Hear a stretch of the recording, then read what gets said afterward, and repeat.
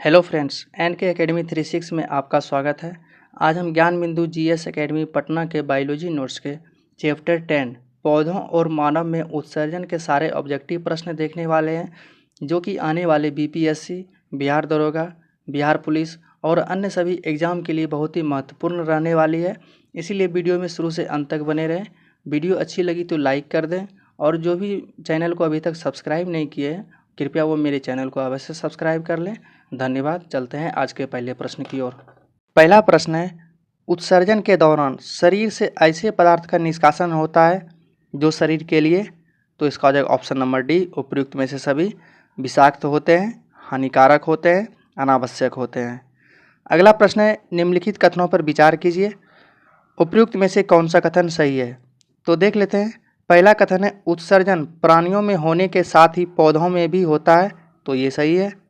दूसरा कथन है, उत्सर्जी पदार्थ के निष्कासन हेतु प्राणियों के भांति पौधों में कोई विशिष्ट अंग नहीं होता है, तो ये भी सही है। इस तरह मेरा ऑप्शन हो जाएगा ऑप्शन नंबर सी, 1 तथा 2 दोनों सही है। अगला प्रश्न है, श्वसन के दौरान अवशेष के रूप में उत्पन्न कार्बन डाइऑक्साइड को पौधे केवल रात में ही उत्सर्जित करते हैं, क्योंकि, तो इसका हो जाएगा ऑप्शन नंबर बी, दिन के समय श्वसन के दौरान उत्पन्न संपूर्ण कार्बन डाइऑक्साइड स्वयं पौधे द्वारा प्रकाश संश्लेषण में प्रयोग कर ली जाती है। अगला प्रश्न है, पौधे में संचित ठोस और द्रव अवशेष से पौधे किस रूप में छुटकारा पाते हैं, तो इसका हो जाएगा ऑप्शन नंबर डी, पत्तियों को झाड़कर, छाल छुड़ाकर और फलों को गिराकर। अगला प्रश्न है, कुछ पौधों में उत्सर्जी पदार्थ गाढ़े दूधिया तरल पदार्थ के रूप में संचित रहते हैं, इसे क्या कहते हैं, तो इसका हो जाएगा ऑप्शन नंबर 1, लेटेक्स कहते हैं। अगला प्रश्न है, निम्नलिखित में किस पौधे में लेटेक्स नामक उत्सर्जी पदार्थ पाए जाते हैं, तो इसका हो जाएगा ऑप्शन नंबर डी, इनमें से सभी पीपल, बरगद और कनेर फूल का पौधा में। अगला प्रश्न है, निम्नलिखित में कौन पौधे के उत्सर्जी पदार्थ है, तो इसका हो जाएगा ऑप्शन नंबर डी, इनमें से सभी टेनिन, रेजिन, गोंद। अगला प्रश्न है, रेजिन एवं गोंद पौधे के किस भाग में संचित रहते हैं, तो इसका हो जाएगा ऑप्शन नंबर सी हो जाएगा, पुराने जाइलम में। अगला प्रश्न है, पौधे के ठोस तथा द्रव जैसे उत्सर्जी पदार्थ पौधे के किस भाग में संचित रहते हैं, तो इसका हो जाएगा ऑप्शन नंबर डी हो जाएगा, इनमें से सभी कोशिकीय रिक्तिकाओं में, छाल में, पुराने जाइलम ऊतक में। अगला प्रश्न है, टेनिन पौधे के जिस भाग में संचित रहते हैं वह है, तो इसका हो जाएगा ऑप्शन नंबर सी हो जाएगा, छाल में।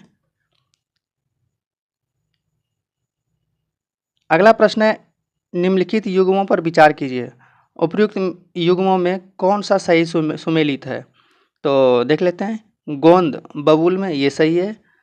अगला है रेजिन चीड़ में, ये भी सही है। लेटेक्स अमरूद में, ये गलत हो जाएगा। इस तरह मेरा ऑप्शन नंबर बी हो जाएगा, 1 और 2 सही है। अगला प्रश्न है, ऊपर कर लेते हैं। अगला प्रश्न है, पौधे में कार्बन डाइऑक्साइड ऑक्सीजन जैसे गैसों का निष्कासन कहाँ से होता है, तो इसका हो जाएगा ऑप्शन नंबर सी, ए तथा बी दोनों रंध्र से, वात रंध्र से। अगला प्रश्न है, पौधे में गैसों के निष्कासन के लिए किस क्रिया का उपयोग होता है, तो इसका हो जाएगा ऑप्शन नंबर बी हो जाएगा, विसरण। अगला प्रश्न है, पादप अवशेष रेफाइड पौधे के किस भाग में संचित रहते हैं, तो इसका हो जाएगा ऑप्शन नंबर 1, फल में। अगला प्रश्न है, निम्नलिखित कथनों पर विचार कीजिए, उपयुक्त में से कौन सा कथन सही है, तो सही को खोजना है। तो देख लेते हैं। पहला कथन है, पौधे में वास्तविक उत्सर्जन की क्रिया नहीं होती है, तो ये सही है। दूसरा कथन है, पत्तों का झड़ना, छाल का उतरना और वाष्पोत्सर्जन वास्तव में उत्सर्जन क्रिया नहीं है, तो ये भी सही है। इस तरह मेरा ऑप्शन नंबर सी हो जाएगा, 1 तथा 2 दोनों सही है। अगला प्रश्न है, वृक्क किडनी का प्रधान कार्य क्या है, तो इसका हो जाएगा ऑप्शन नंबर बी हो जाएगा, उत्सर्जन करना। अगला प्रश्न है, निम्नलिखित में कौन उत्सर्जी अंग है, तो इसका हो जाएगा ऑप्शन नंबर डी हो जाएगा, इनमें से सभी फेफड़ा, वृक्क, त्वचा, ये सभी जो है कि उत्सर्जी अंग है। अगला प्रश्न है, निम्नलिखित में कौन सा कार्य मानव वृक्क द्वारा संपन्न किया जाता है, तो इसका हो जाएगा ऑप्शन नंबर डी, इनमें से सभी रुधिर से अतिरिक्त यूरिया को निकालना, मूत्र का निर्माण करना, रक्त के प्रासरण दाब का नियंत्रण करना। ये सभी ब्रिक द्वारा संपन्न किया जाता है। अगला प्रश्न है, निम्नलिखित में कौन सा एक अमीनो अम्ल के विखंडन से बनता है? तो इसका हो जाएगा ऑप्शन नंबर सी हो जाएगा, अमोनिया। अगला प्रश्न है, अमोनिया को यूरिया में परिवर्तित करता है? तो इसका हो जाएगा ऑप्शन नंबर ए हो जाएगा, यकृत। अगला प्रश्न है, यूरिया का संश्लेषण कहाँ होता है? तो इसका हो जाएगा ऑप्शन नंबर बी, यकृत में। अगला प्रश्न है, निम्नलिखित में यूरिकोटिलिक जंतु है? तो इसका हो जाएगा ऑप्शन नंबर डी हो जाएगा, इनमें से सभी कीट, छिपकली, पक्षी, ये सभी जो है कि यूरिकोटिलिक जंतु है।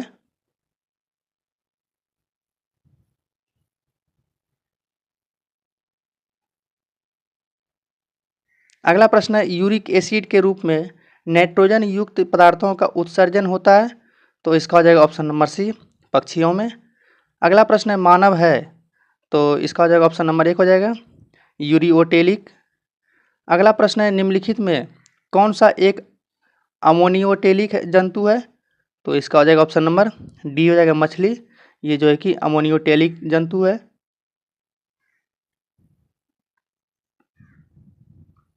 अगला प्रश्न है, जलीय एक कोशिकीय प्रोटोजोआ उत्सर्जन की दृष्टि से होते हैं? तो इसका हो जाएगा ऑप्शन नंबर 1, अमोनियोटेलिक। अगला प्रश्न है, निम्नलिखित में किसके उत्सर्जन के लिए जल की आवश्यकता अधिक मात्रा में होती है? तो इसका हो जाएगा ऑप्शन नंबर बी, अमोनिया। अगला प्रश्न है, अगर किसी कारण से किसी मनुष्य का एक किडनी कार्य करना बंद कर दे तो उसका परिणाम क्या होगा? इसका ऑप्शन नंबर सी हो जाएगा, दूसरे किडनी से उत्सर्जन होने लगेगा।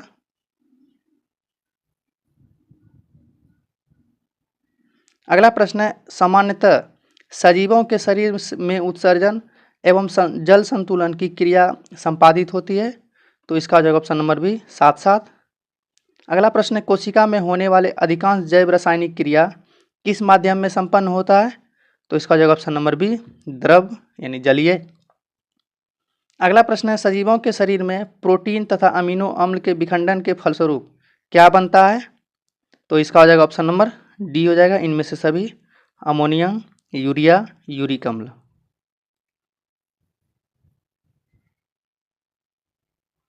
अगला प्रश्न है, स्थलीय जंतुओं में सामान्यतः नाइट्रोजनी पदार्थ का शरीर से निष्कासन किस रूप में होता है? तो इसका हो जाएगा ऑप्शन नंबर बी हो जाएगा, यूरिया के रूप में। अगला प्रश्न है, जंतुओं के शरीर में बनने वाले उत्सर्जित नाइट्रोजनी पदार्थ में सर्वाधिक विषैले होते हैं? तो इसका हो जाएगा ऑप्शन नंबर सी हो जाएगा, अमोनिया।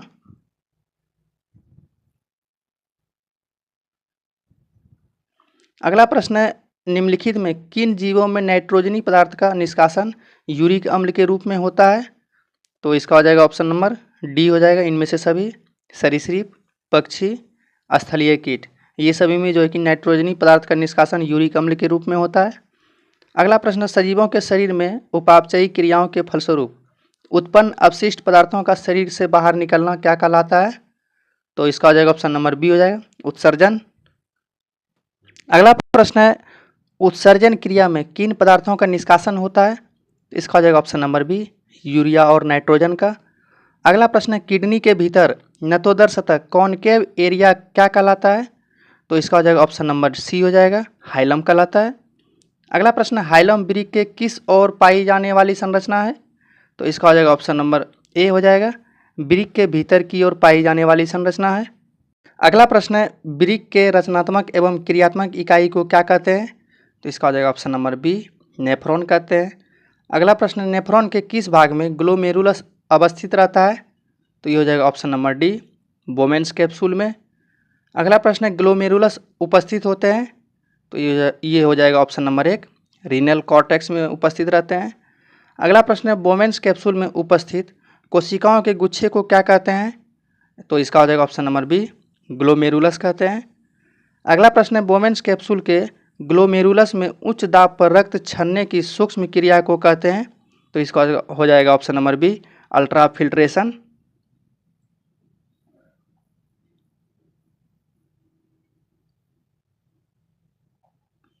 अगला प्रश्न है, निम्नलिखित में क्या ग्लोमेरुलस फिल्ट्रेट रक्त में उपस्थित नहीं होते हैं?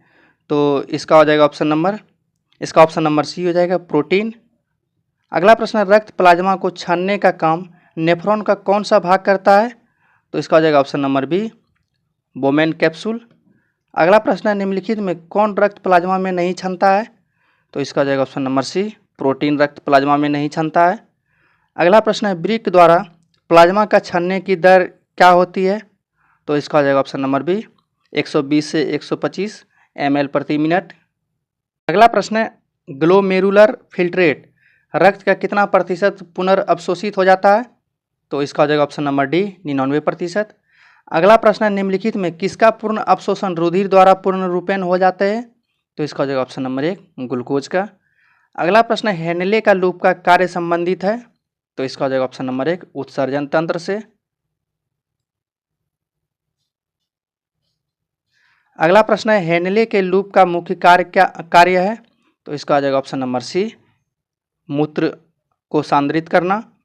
अगला प्रश्न है, निम्नलिखित कथनों पर विचार कीजिए, उपयुक्त में से कौन सा कथन सही है? तो देख लेते हैं। पहला कथन है, यूरिया युक्त रक्त वृक्क धमनी के द्वारा वृक्क में प्रवेश करता है। तो इसका ये सही है। दूसरा कथन है, साफ रक्त वृक्क शिरा द्वारा बाहर निकलता वृक्क से। तो ये भी सही है। तो इस तरह मेरा ऑप्शन नंबर सी हो जाएगा, 1 तथा 2 दोनों सही है। अगला प्रश्न है, मानव के शरीर में किडनी कहाँ स्थित होता है? तो इसका हो जाएगा ऑप्शन नंबर सी हो जाएगा, उदर गुहा के पृष्ठीय तल पर, कशेरुक दंड के दोनों ओर।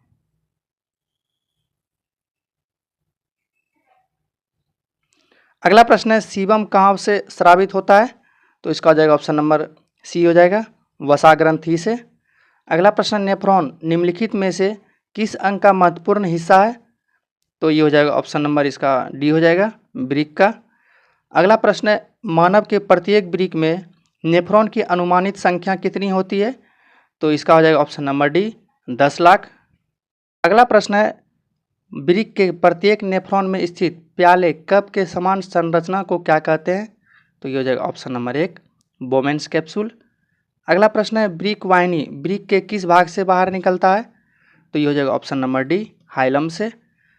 अगला प्रश्न है, मानव उत्सर्जन तंत्र का कौन सा भाग शरीर में सीधे बाहर खुलता है? तो ये हो जाएगा ऑप्शन नंबर बी, मूत्रमार्ग। अगला प्रश्न है, पुरुषों के मूत्रमार्ग की लंबाई कितनी होती है? तो ये हो जाएगा ऑप्शन नंबर एक, 18 से 20 सेंटीमीटर। अगला प्रश्न है, जब वृक्क कार्य करना बंद कर दे तो निम्न में कौन सा पदार्थ शरीर में जमा होता है? तो ये हो जाएगा ऑप्शन नंबर डी, नत्रजनित अपशिष्ट यानी नाइट्रोजन जनित अपशिष्ट। अगला प्रश्न है, एक वयस्क मनुष्य के वृक्क का भार लगभग कितना होता है? तो इसका हो जाएगा ऑप्शन नंबर सी हो जाएगा, 140 ग्राम। अगला प्रश्न है, निम्नलिखित में कौन सा मानव गुर्दे किडनी का सामान्य कार्य नहीं है? तो इसका हो जाएगा ऑप्शन नंबर बी हो जाएगा, रक्त से शर्करा की मात्रा का नियंत्रण। तो कौन कौन सा है देख लेते हैं। रक्त से जल की मात्रा का नियंत्रण करना, रक्त से यूरिया को छानकर बाहर निकालना, कई हार्मोन का स्रावन करना, ये सभी जो है कि मानव गुर्दे यानी किडनी का सामान्य कार्य है। अगला प्रश्न है, वृक्क किस ग्रंथि के ऊपर स्थित होते हैं? तो इसका हो जाएगा ऑप्शन नंबर सी, पिट्यूटरी ग्रंथि। अगला प्रश्न है, स्तनपाइयों में श्वेत ग्रंथि मूलतः किससे संबंधित है? तो इसका हो जाएगा ऑप्शन नंबर सी, ताप नियमन से। अगला प्रश्न है, स्वेदन पसीना का निकलना निम्न में किसके लिए महत्वपूर्ण है? तो इसका हो जाएगा ऑप्शन नंबर डी, शरीर के तापमान को विनियंत्रित करने के लिए। अगला प्रश्न है, पसीना शरीर को ठंडा करता है क्योंकि? तो इसका हो जाएगा ऑप्शन नंबर बी, वाष्पीकरण के लिए गुप्त ऊष्मा की आवश्यकता होती है। अगला प्रश्न है, मानव शरीर में जल का अवशोषण होता है, नीचे दिए गए कूट का प्रयोग कर सही उत्तर चुनिए। तो इसका हो जाएगा ऑप्शन नंबर डी हो जाएगा, 1 और 3। तो एक में है वृक्क के वृक्कीय नलिका में, और तीसरा है बृहदांत बड़े आंत में। ये सभी में जो है कि जल का अवशोषण होता है। अगला प्रश्न है, रक्त का शुद्धिकरण कहाँ होता है? तो इसका हो जाएगा ऑप्शन नंबर डी, इनमें से सभी में, फेफड़ा में, यकृत में, किडनी में। अगला प्रश्न है, मानव शरीर में यूरिया का अधिकतम मात्रा किस में पाया जाता है? तो इसमें हो जाएगा ऑप्शन नंबर सी हो जाएगा, मूत्र में। अगला प्रश्न है, किसी प्राणी के शरीर के समस्त भार का अधिकांश भाग होता है? तो इसका हो जाएगा ऑप्शन नंबर एक, जल।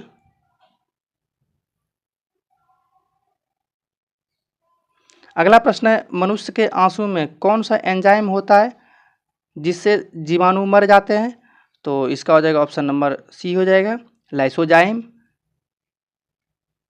अगला प्रश्न है, मानव उत्सर्जन तंत्र के संदर्भ में निम्नलिखित कथनों पर विचार कीजिए।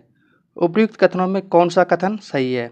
तो देख लेते हैं। पहला कथन है, वृक्क रुधिर से नाइट्रोजन वर्ज्य पदार्थों को अलग करने का काम करता है, तो ये सही है। दूसरा कथन है, वृक्क के अंदर नेफ्रॉन नामक निस्यंदन एकक फिल्ट्रेशन यूनिट उपस्थित होते हैं, तो ये भी सही है। तीसरा कथन है, वृक्क द्वारा हुए प्रारंभिक निस्यंदन फिल्ट्रेट में बचे हुए पदार्थों का चयनित पुनरावशोषण सेलेक्टिव रीएब्जॉर्बेशन मूत्रवाहिनी में होता है, तो ये भी सही है।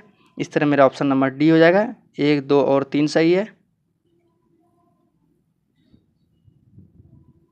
अगला प्रश्न है, निम्नलिखित कौन सीधे मूत्रवाहिनी से जुड़ा होता है? तो इसका हो जाएगा ऑप्शन नंबर सी, सामान्य संग्राहक नली। अगला प्रश्न है, ऑर्निथिन चक्र किसके संश्लेषण से संबंधित है? तो इसका हो जाएगा ऑप्शन नंबर सी, यूरिया। अगला प्रश्न है, मनुष्य के मूत्र तंत्र का मुख्य अंग है? तो इसका हो जाएगा ऑप्शन नंबर डी, इनमें से कोई नहीं, इसका किडनी होता है, किडनी। अगला प्रश्न है, एक स्वस्थ वयस्क मनुष्य प्रतिदिन कितना मूत्र त्याग करना है? तो इसका हो जाएगा ऑप्शन नंबर सी, 1.5 से 2 लीटर। अगला प्रश्न है, मानव मूत्र में सर्वाधिक मात्रा में पाए जाते हैं? तो इसका हो जाएगा ऑप्शन नंबर ए हो जाएगा, जल।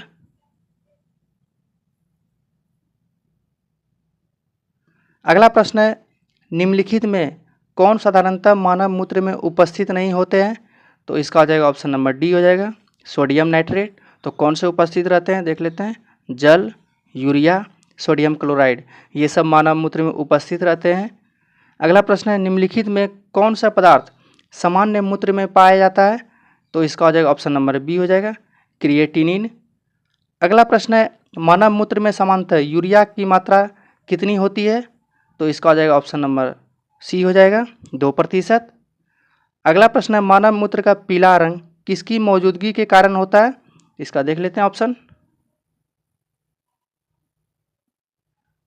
इसका ऑप्शन नंबर डी हो जाएगा, यूरोक्रोम के कारण मूत्र का रंग पीला होता है।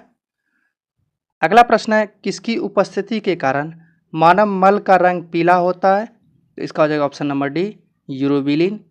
अगला प्रश्न है, मूत्र स्राव की मात्रा बढ़ जाना को क्या कहते हैं? तो इसका हो जाएगा ऑप्शन नंबर बी, डायूरेसिस कहते हैं। अगला प्रश्न है, निम्नलिखित में कौन डायूरेटिक पदार्थ है? तो इसका हो जाएगा ऑप्शन नंबर डी हो जाएगा, इनमें से सभी यूरिया, ग्लूकोज, कैफीन, ये सभी डायूरेटिक पदार्थ है। अगला प्रश्न है, मनुष्य में सामान्यतः मूत्राशय का कितना आयतन होने पर मूत्र त्याग आवश्यक हो जाता है? तो इसका हो जाएगा ऑप्शन नंबर सी, 250 से 300 ml। अगला प्रश्न, डायबिटीज इंसिपिडस किस हार्मोन की कमी से होता है? तो ये हो जाएगा option number B, vasopressin hormone. अगला प्रश्न है, निम्नलिखित में किसे एंटी डायूरेटिक हार्मोन कहा जाता है? तो ये हो जाएगा ऑप्शन नंबर बी, वासोप्रेसिन को। अगला प्रश्न है, रक्त में यूरिया की मात्रा बढ़ जाना क्या कहलाता है? तो ये हो जाएगा ऑप्शन नंबर सी, यूरेमिया। अगला प्रश्न है, यूरिया का सर्वाधिक सांद्रण कहाँ पाया जाता है? तो ये हो जाएगा ऑप्शन नंबर डी, यकृत शिरा में। अगला प्रश्न है, पसीने तथा तैलीय पदार्थ निष्कासन करने वाली ग्रंथि मानव शरीर के किस अंग में मौजूद होती है? तो ये हो जाएगा ऑप्शन नंबर बी हो जाएगा इसका, त्वचा में। अगला प्रश्न है, मूत्र में ग्लूकोज का उपस्थित होना क्या कहलाता है? तो ये हो जाएगा ऑप्शन नंबर बी, ग्लाइकोसूरिया।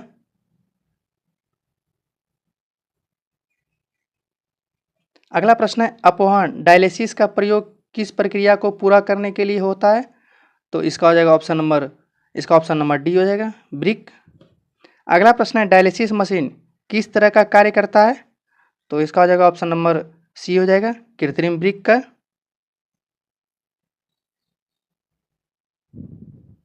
अगला प्रश्न है, कृत्रिम ब्रिक निम्नलिखित में किस सिद्धांत पर कार्य करता है? तो इसका हो जाएगा ऑप्शन नंबर सी हो जाएगा, डायलिसिस। अगला प्रश्न है, मशीन द्वारा रक्त के शुद्धिकरण की प्रक्रिया क्या कहलाती है? तो इसका हो जाएगा ऑप्शन नंबर बी हो जाएगा, हीमोडायलिसिस। अगला प्रश्न है, मानव शरीर में रक्त शुद्धिकरण की प्रक्रिया को क्या कहते हैं? तो इसका हो जाएगा ऑप्शन नंबर 1 डायलिसिस। अगला प्रश्न है, वृक्क द्वारा शरीर में लवण और जल की मात्रा का नियंत्रण क्या कहलाता है? तो इसका हो जाएगा option number B osmoregulation. अगला प्रश्न है, मानव वृक्क अश्मरी जिसको पथरी भी बोला जाता है पाया जाने वाला प्रमुख रासायनिक यौगिक है? तो इसका हो जाएगा option number C calcium oxalate. अगला प्रश्न है, वृक्क कैलकुली है? तो ये हो जाएगा ऑप्शन नंबर सी वृक्क में पथरी। अगला प्रश्न है, निम्नलिखित कथनों पर विचार कीजिए, उपयुक्त में से कौन सा कथन सही है? तो देख लेते हैं। पहला कथन है, अमीबा में उत्सर्जन के लिए कोई विशेष अंगक नहीं पाए जाते हैं। तो ये सही है। दूसरा कथन है, अमीबा में उत्सर्जित पदार्थ शरीर के सतह से विसरण के द्वारा बाहर निकलते हैं। तो ये भी सही है। इस तरह मेरा ऑप्शन नंबर सी हो जाएगा। 1 तथा 2 दोनों सही है। अगला प्रश्न है, प्रत्येक वृक्क का बाहरी भाग क्या कहलाता है? तो इसका हो जाएगा ऑप्शन नंबर बी कॉर्टेक्स। अगला प्रश्न है, प्रत्येक वृक्क बाहर से पतले संयोजी ऊतक से निर्मित एक रेशेदार दृढ़ आवरण से घिरा रहता है, इसे क्या कहते हैं? तो देख लेते हैं ऑप्शन को। तो इसका ऑप्शन नंबर ए हो जाएगा, कैप्सूल कहते हैं। अगला प्रश्न है, एंटीडनल ग्लैंड या ग्रीन ग्लैंड उत्सर्जी अंग है? तो ये हो जाएगा ऑप्शन नंबर बी प्रॉन तथा क्रैब का। अगला प्रश्न है, कृत्रिम वृक्क किन अपशिष्ट उत्पादों को रुधिर से अपवहन द्वारा पृथक करता है? तो ये हो जाएगा ऑप्शन नंबर 1 नाइट्रोजन। अगला प्रश्न है, मूत्र त्याग करने की विधि क्या कहलाती है? तो ये हो जाएगा ऑप्शन नंबर सी मिक्सचुरेशन। अगला प्रश्न है, केचुए में उत्सर्जी अंग नेफ्रीडिया कितने प्रकार के होते हैं? तो इसका हो जाएगा ऑप्शन नंबर सी 3 प्रकार के होते हैं। अगला प्रश्न है, कार्बनिक अणुओं के विखंडन से उत्पन्न सबसे प्रमुख उत्सर्जी पदार्थ क्या है? तो इसका हो जाएगा ऑप्शन नंबर ए हो जाएगा कार्बन डाइऑक्साइड। अगला प्रश्न है, निम्नलिखित कथनों पर विचार कीजिए, उपयुक्त में से कौन सा कथन सही है? तो देख लेते हैं। पहला कथन है, एल्डोस्टेरोन हार्मोन का कारण वृक्कीय नलिकाओं में सोडियम का सक्रिय अवशोषण होता है। तो ये सही है। दूसरा कथन है, भासोप्रेसिन हार्मोन के कारण वृक्कीय नलिका में जल का सक्रिय अवशोषण होता है। तो ये भी सही है। इस तरह मेरा ऑप्शन नंबर सी हो जाएगा। 1 तथा 2 दोनों सही है। थैंक यू दोस्तों अंत तक बने रहने के लिए। अगर वीडियो अच्छी लगी हो तो वीडियो को लाइक कर दें और चैनल को सब्सक्राइब कर लें और अपने दोस्तों को ज़रूर शेयर करें।